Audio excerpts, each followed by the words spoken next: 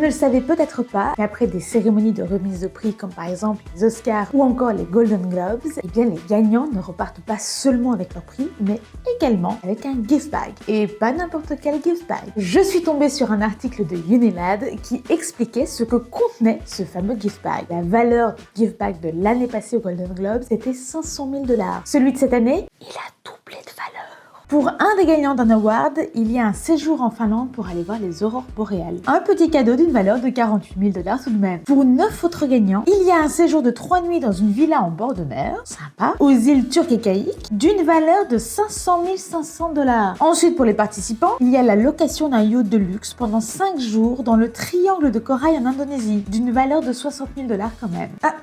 C'est là que ça part en cacahuète. Un lifting non chirurgical à base de cellules souches d'une valeur de 40 000 $. C'est valable que pour un participant, ça? Comment ils font pour décider? Ils tirent à la courte balle? Il y a un sérum à la vitamine C et coque 10 de 98 $ quand même. J'imagine pour ceux qui n'ont pas eu le lifting. En ce qui concerne les cadeaux qui ne sont pas disponibles pour tout le monde, il faut soumettre sa candidature. Donc on tire pas la courte paille, mais on croise les doigts pour être sélectionné. Et vous, si vous aviez pu choisir, vous auriez pris quel cadeau?